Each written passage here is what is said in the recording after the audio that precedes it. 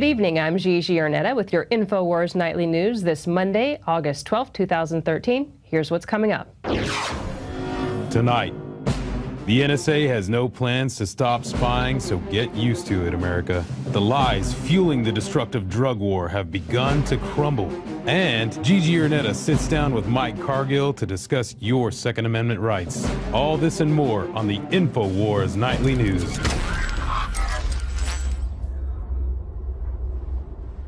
Top story tonight, former NSA boss says that the government's going to continue surveillance, so you better get used to it. Former NSA and CIA boss Michael Hayden went on Face the Nation Sunday and told America the NSA's Fourth Amendment busting surveillance program is lawful, effective, and appropriate. I see that the oversight regime for this was already quite good. He pointed out there have been no abuses under him or under his predecessor. The president is trying to take some steps to make the American people more comfortable about what it is we're doing. That's going to be hard because, frankly, Bob, some steps to make Americans more comfortable will actually make Americans less safe. What you're not reading about is the government actually abusing these programs and listening in on people's phone calls or inappropriately reading people's emails. If you are the ordinary person and you start seeing a bunch of headlines saying U.S. Big Brother looking down on you, collecting telephone records, etc., well, understandably people would be concerned. I would be too if I wasn't inside the government. As you noticed, he was telling the people right in front of him, which was the press, that they weren't really being wiretapped and spied on. FEMA was demanding 24-hour delivery of emergency food reserves. This was on our INFOWARS page. FEMA recently contacted My Patriot Supply, a provider of bulk food reserves, requesting immediate delivery of truckloads of food within a 24-hour period. Instead of soliciting for the food in the normal manner via the Federal Business Opportunities website and, thereby saving money, FEMA is now directly contacting suppliers in order to secure overnight delivery of bulk foods. The snapshot above shows one of the emails My Patriot Supply received from FEMA. Now, Patriot Supply has said that they've decided to decline doing business with them. So I want to make sure that you know that this is a new development, and they say that they prefer not to take care of the 24-hour delivery that they were requesting. Dr. Sanjay Gupta mentions why I changed my mind on weed, saying he didn't look hard enough until now. I didn't look far enough. I didn't review papers from smaller labs in other countries doing some remarkable research. And I was too dismissive of the loud chorus of legitimate patients whose symptoms improved on cannabis. They didn't have the science to support that claim, and I now know that when it comes to marijuana, neither of those things are true. It doesn't have a high potential for abuse, and there are very legitimate medical applications. In fact, sometimes marijuana is the only thing that works. Take the case of Charlotte Fiji, who I met in Colorado. She started having seizures soon after birth. By age 3, she was having 300 a week, despite being on 7 different medications. Medical marijuana has calmed her brain, limiting her seizures to 2 or 3 a month. We now know that while estimates vary, marijuana leads to dependence in around 9 to 10% of its adult users. By comparison, cocaine, a Schedule II substance with less abuse potential than Schedule I drugs, hooks 20% of those who use it, and around 25% of heroin users become addicted. The worst is tobacco, where the number is closer to 30% of smokers, many of whom go on to die because of their addiction. Meanwhile, in Wisconsin, the Solidarity Sing-Along singers are having issues with the police. They are now telling people not only if they are singing in the Capitol that they'll be arrested, but if you're watching. They're telling spectators, lawmakers, and even tourists that they can't watch the Solidarity Sing-Along in the Capitol because there's just too many people.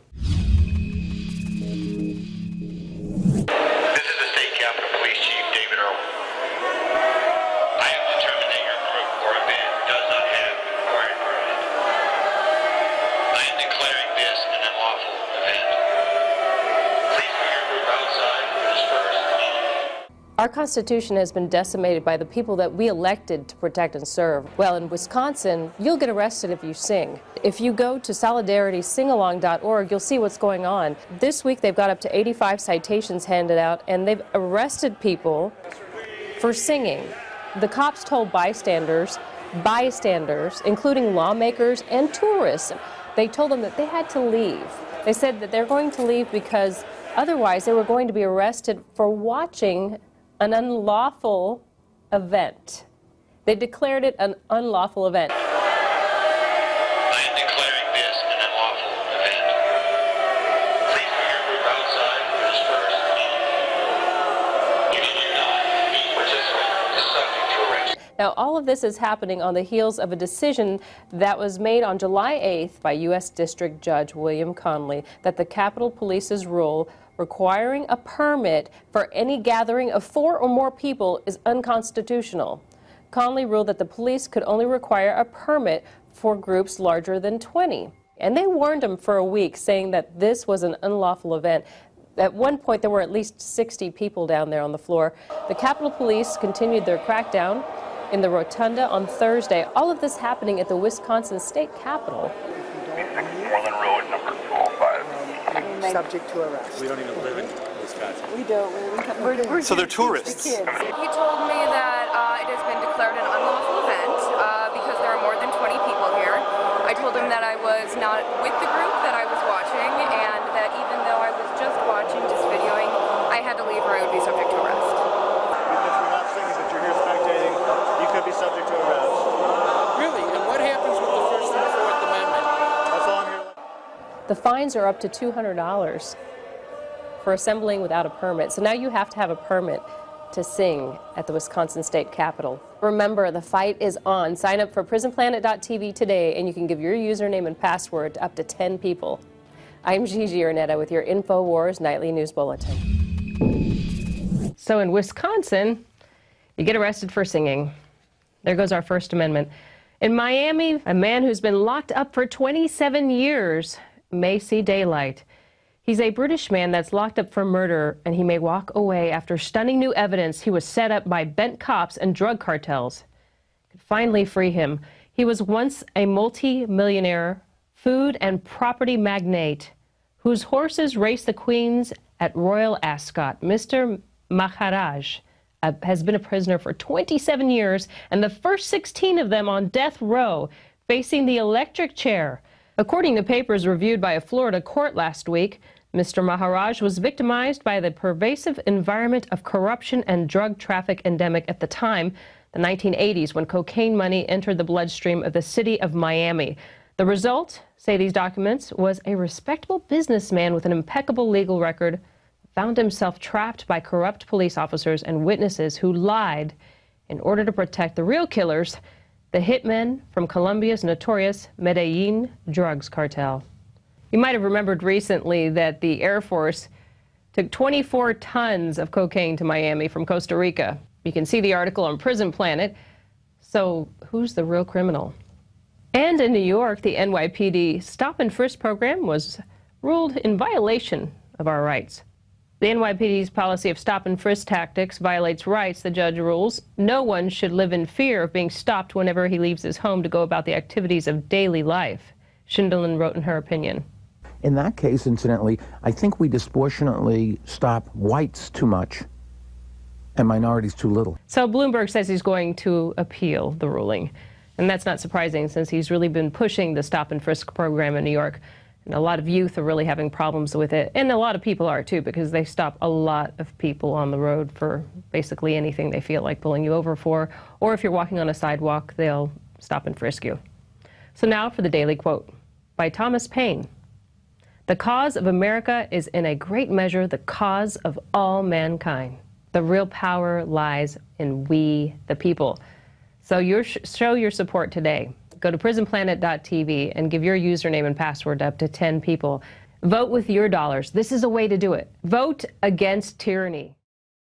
The important thing about the Pro One filter today is that the material we use for removing fluoride and other heavy metals now will remove the latest form of fluoride called hydrofluorosilicic acid.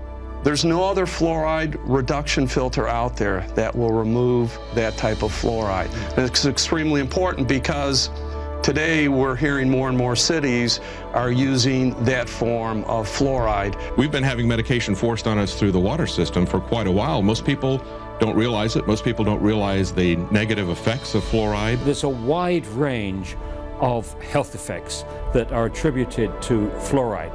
Bottom line, why should somebody get this new Pro One ProPure filter? The reason to buy the Pro One, it's an all-in-one filter. It's convenient, easy to use. It doesn't require the add-on fluoride filter. And in addition, this filter removes the latest form of fluoride called hydrofluorosilicic acid.